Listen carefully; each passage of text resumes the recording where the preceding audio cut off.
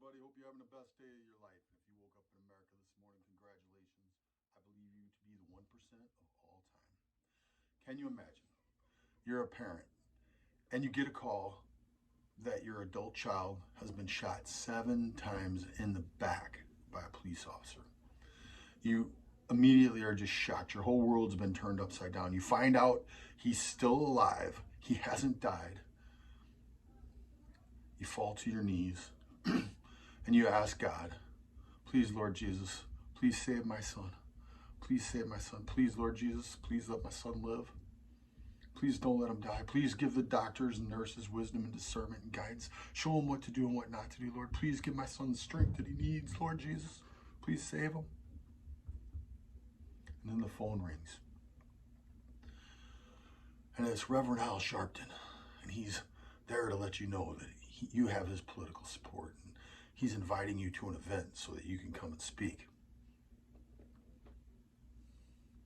You're just worried about your son. You just want your son to be okay. I'm trying to figure out what's going on with my son. Is my son okay? I got to find out about my son. Then you get another phone call.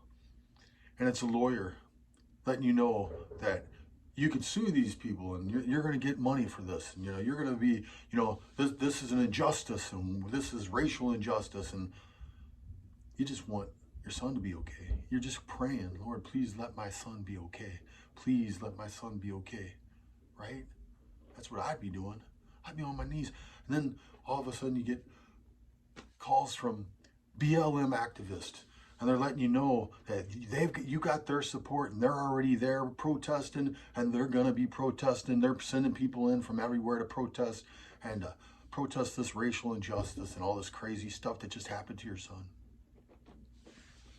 Your whole world's turned upside down. You don't know which way is up right now. The only thing that I would be thinking about is my son okay? Is my son going to make it? The little boy that you held in your arms when he was born, the one that you prayed for, the one that you sang to, is he going to be okay? Meanwhile, all these professional activists have taken over your life. Their cause now has become more important than your son or your life. So you go out and you make a statement and you ask, please, my son would not be happy. My son Jacob would not approve of all this violence. Please keep the protest peaceful. Please keep the protest peaceful. You go to bed that night, unable to sleep because you're just thinking about your son. You hear that he's paralyzed and he can't move his legs from the legs down, and you're praying, Lord, please give my son. Lord, please let him survive, and please, Lord, give him back his legs. Let him be able to move, Lord. Please let him recover 100% from this, Lord. Meanwhile, these activists who have taken over your life, you find out that in the protest, when you wake up in the morning, you find out that 3 people were shot in these protests overnight. 2 people lost their lives, and a third one is in critical condition. And your head is spinning. All you want to do is make sure your son's okay. You want to be there for your son. But all these other people are now in your life. All these activists, they're using your son's name to justify the violence, the burning down of buildings, the burning down of businesses, the destruction and chaos, murder all around us. This is crazy, people. This is craziness. We cannot allow this to continue. These people, their lives have been hijacked. Their lives have been hijacked. I remember this back in the day. Rodney King, remember Rodney King came out and he said, can't we all just get along? And you know what the activist at that time said? The activist at that time said, this movement has become bigger than him. This isn't just about Rodney King anymore. It's bigger than him. And that's the same thing that always ends up happening. When George Floyd's brother, Terrence Floyd, got up and made a speech and said, my brother, I'm proud of the peaceful protest, but I'm not proud of the destruction. My brother's not about that. That's what Terrence Floyd said. And they just kept rioting and killing and burning things down because now the movement became bigger than his brother. And it became bigger than what Terrence Floyd wanted. We need to pray for our nation. We need to pray. We need to pray in a big way for the parents of Jacob Blake and for the loved ones of Jacob Blake, his children who saw that horrible thing, that community, the destruction, everything that's going on. We just need to pray. We need to be praying for our country. We need to be praying for these people.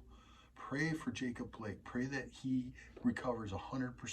Pray that his life is spared, that God saves his life, that God gives him back his legs, and that God uses him in mighty ways to not rip our country apart, but to bring our country together. His voice could be a voice for unity and not division. Pray for these parents. His loved ones, Jacob Blake's loved ones, are surrounded right now by professional activists, by professional lawyers who make their living doing this kind of thing. Please pray for them. Please pray for them to have wisdom and discernment and guidance. Please pray for them to just call for peace and to continue to call for peace and to reject the violence and to reject anybody who supports the violence. Please pray for our nation. Please pray that our mainstream media will somehow develop a conscience and start actually reporting what's happening to innocent people all over this nation. I've got page after page after page of people who have been killed at Black Lives Matter protest, which aren't really protest. You've heard about Sequoia Turner, you've heard about David Dorn, but there's 2 kids up in Iowa, there's 2 kids up in Seattle, there's a kid in Indianapolis. It goes on and on and on and on. It doesn't stop. There's been more people killed at these BLM protests than there have been killed by police. All right, unarmed police have not killed as many black people as that have been killed by these protests. This has got to stop. People, please pray for our nation. Please pray for these people. Help us, Lord.